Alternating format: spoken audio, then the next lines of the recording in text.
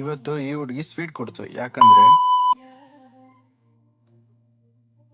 ಎಲ್ಲ ಪ್ರೀತಿಯ ಕನ್ನಡಿಗರು ಬೆಳಗಿನ ಶುಭೋದಯಗಳು. ಎಲ್ಲರಿಗೂ ಇವತ್ತಿನ ಮಿನಿ ಬ್ಲಾಗ್ಗೆ ಸ್ವಾಗತ ಸುಸ್ವಾಗತ. ಇವತ್ತೆದ್ದು ಫ್ರೆಶ್ ಅಪ್ ಆಗಿ ನಾನು ನಮ್ಮಣ್ಣ ಮಾತಾಡ್ಕೊಂಡು ಫಸ್ಟು ತಿಂಡಿಗೆ ಹೋಗೋದ ಅನ್ಕೊಂಡು ಬಂದು ಕಾರ್ ಹತ್ರ ಬಂದು ವಿಘ್ನೇಶ್ವರನ ಕೈ ಮುಕ್ಕೊಂಡು ಇವತ್ತಿನ ದಿನ ಎಲ್ಲ ಚೆನ್ನಾಗಿರ್ಲಿ ಕಣಪ್ಪ ಅನ್ಕೊಂಡು ಹೊರಟು. ಆಮೇಲೆ ತಿಂಡಿ ಮಾಡೋದಕ್ಕೆ ನೀರು ಬೇಕಿತ್ತು. ಮಾಮೂಲಿ ಪರ್ಲಿಟ್ರು ಕ್ಯಾನಲ್ಲಿ ನಮ್ಮ ನೀರು ತಂದು ಗಾಡಿ ಇಟ್ಟರು. ಅವ್ರ ಹತ್ರ ಮಾತಾಡ್ಕೊಂಡು ತಮಾಷೆ ಮಾಡ್ಕೊಂಡು ಏನೋ ನೀವು ಬಂದ್ರಿ ನನ್ನ ತಮ್ಮಂಗೆ ಹೇಳ್ದಲ್ವ ಅಂತ ಅಂದೆ. ಆಮೇಲೆ ಇರಲಿ ಬಿಡ ಪರವಾಗಿಲ್ಲ ಅಂತ ಅಂದರು. ಆಮೇಲೆ ಸರಿ ಬನ್ನಿ ಅಣ್ಣ ಹೊರಡೋದ ತಿಂಡಿ ಅಂದ್ಕೊಂಡು ತಿಂಡಿ ಕರ್ಕೊಂಡು ಹೋದೆ. ಆಮೇಲೆ ತಿಂಡಿ ಮಾಡ್ಕೊಂಡು ಅಲ್ಲಿಂದ ಹೊರಟ್ರೆ ಹೆವಿ ಟ್ರಾಫಿಕ್ಕು. ಮಂಡೇ ಅಲ್ವಾ, ವಾರದ ಮೊದಲನೇ ದಿನ ಹೆವಿ ಟ್ರಾಫಿಕ್ ಇತ್ತು. ಯಪ್ಪ ಎಷ್ಟೊತ್ತು ಬಿಡ್ತದೋ ಟ್ರಾಫಿಕ್ ಅಂದ್ಕೊಂಡು, ಯಾಕಂದರೆ ಬೇಗ ಕೆಲಸ ಹೋಗ್ಬೇಕಿತ್ತು. ಅಲ್ಲೋದ್ರೆ ಹೆವಿ ಬಿಸಿಲು. ಇದಕ್ಕೋಸ್ಕರನೇ ಬೇಗ ಬರಬೇಕು ಅಂತ ಅನ್ನೋದು. ಹೆವಿ ಬಿಸಿಲಲ್ಲಿ ಕೆಲಸನೇ ಮಾಡೋಕ್ಕಾಗಲ್ಲ.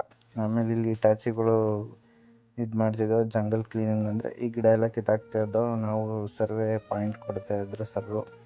ನೋಡಿ ಈ ಥರ ಕೆಲಸ. ಯಾಕಂದರೆ ಅಲ್ಲಿಂದ ಇಲ್ಲಿ ಗಂಟ ಇದು ರಾಜಕಾವಲೆ ಅಂತಾರಲ್ಲ ಬೆಂಗಳೂರು. ಆಮೇಲೆ ಸರ್ಗಳಲ್ಲಿ ಅಲ್ಲೋದ್ರು ನೋಡೋಕ್ಕೆ ನಾನಿಲ್ಲಿ ಸರ್ವೆ ಮಿಷಿನಲ್ಲಿ ನನ್ನ ತಮ್ಮನ್ನ ಫೋಕಸ್ ಮಾಡ್ತಿದ್ದೆ. ಅಲ್ಲಿ ಹೆಂಗೆ ನೋಡ್ತಾನೆ ನಿಂತ್ಕೊಂಡು, ಏನೇನೋ ಆಟ ಆಡ್ತದೆ ನಿಂತ್ಕೊಂಡು.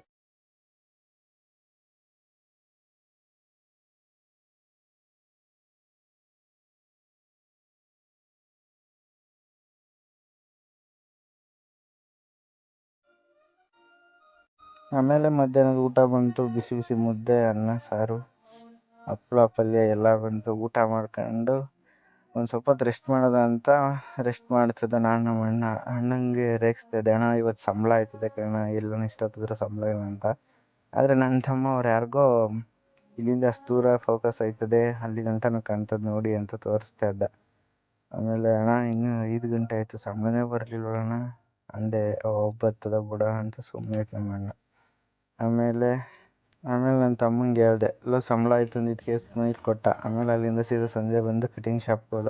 ಯಾಕಂದರೆ ಕಟಿಂಗ್ ಮಾಡಿಸ್ಬೇಕಿತ್ತು. ತುಂಬ ಕೂದಲು ಬೆಳೆದ್ಬಿಟ್ಟಿತ್ತು. ಅಂದರೆ ಕ್ಲೀನಾಗಿ ಕೂರ್ತಾ ಇರಲಿಲ್ಲ, ಜಾಸ್ತಿ ಲೆಂತ್ ಆಗಿತ್ತಲ್ಲ ಅಂದ್ಬಿಟ್ಟು ಹೋದು. ಇಬ್ಬರು ಕಟಿಂಗ್ ಮಾಡಿಸೋದ ಅಂತ ಅಲ್ಲೋಗಿ ನೋಡಿದ್ರೆ ಯಾರು ಒಬ್ಬರೇ ಇದ್ದಿತ್ತು. ಒಬ್ರಿಗೆ ಮಾತ್ರ ಮಾಡ್ತೀವಿ, ಇನ್ನೊಬ್ರಿಗೆ ಆಮೇಲೆ ಮಾಡ್ತೀವಿ ಅಂದರು. ಸರಿ ಆಯಿತು ಅಂದ್ಬಿಟ್ಟು ನಾನು ಫಸ್ಟ್ ಕೂತ್ಕೊಂಡೆ. ಅವನು ಅಲ್ಲಿ ಕನ್ನಡಿಲಿ ಇದು ಮಾಡ್ತಿದ್ರು. ಅದಾದಮೇಲೆ ಅವನಿಗೆ ಎಷ್ಟು ಸತಿ ಕೂದಲು ಕುಣಿಸಿದ್ರು ಕೂರ್ತಾನೆ ಇರಲಿಲ್ಲ. ಎಷ್ಟು ಅಂತ ಇದು ಮಾಡ್ತಾರೆ. ಆಮೇಲೆ ಹೆಂಗೋ ಫೈನಲಿ ಇದು ಮಾಡಿ, ಅಂದರೆ ಅವ್ರು ಬರೀ ಚೂರೇ ತೆಗಿಸ್ತಿದ್ದಿತ್ತು ಕೆಳಗಡೆ. ಆಮೇಲೆ ಸೀದಾ ಕಟಿಂಗ್ ಮಾಡಿಸ್ಕೊಬರೋ ನಾವು ಒಂಚೂರು ಊಟ ತರಕ್ಕೆ ಹೋಗ್ಬೇಕಿತ್ತು. ಮಾಮೂಲಿ ಹೋಟ್ಲು ಕ್ಲೋಸ್ ಆಗ್ಬಿಡುತ್ತೆ ಅಂದ್ಬಿಟ್ಟು ನಾನು ನಮ್ಮ ಅಣ್ಣ ಹೋಟ್ಲಿಗೆ ಹೋಗ್ಬಿಟ್ಟು ಊಟ ಇಸ್ಕೊಬರೋದ ಅಂದ್ಬಿಟ್ಟು ಹೊರಟು. ಅಂದರೆ ಅವನಿನ್ನು ಅಲ್ಲೇ ಇದ್ದ. ಆಮೇಲೆ ನಾವು ಹೋಗಿ ನೋಡ್ತೀವಿ, ಹೋಟ್ಲೆ ಬಾಕ್ಲು ಎಲ್ಲ ಫಂಕ್ಷನ್ ಇತ್ತಂತೆ, ಅಲ್ಲೂ ಹೊಂಟೋಗವ್ರೆ. ನಾವು ಏನಪ್ಪ ಹಿಂಗಾಗೋಯ್ತು, ಫೋನ್ ಮಾಡೋಕ್ಕೆ ಹೇಳಿದ್ರು, ಆದರೆ ನಾವು ಫೋನೇ ಮಾಡಿರಲಿಲ್ಲ. ಆಮೇಲೆ ಅಲ್ಲೇ ಪಕ್ಕದಲ್ಲಿ ಒಂದು ಜ್ಯೂಸು, ಅಂದರೆ ಚಿಯಾ ಸೀಡ್ಸ್ ಜ್ಯೂಸ್ ಬರ್ತದೆ. ಹೊಟ್ಟೆ ಬೇರೆ ತುಂಬ ಹಸಿತಿತ್ತು.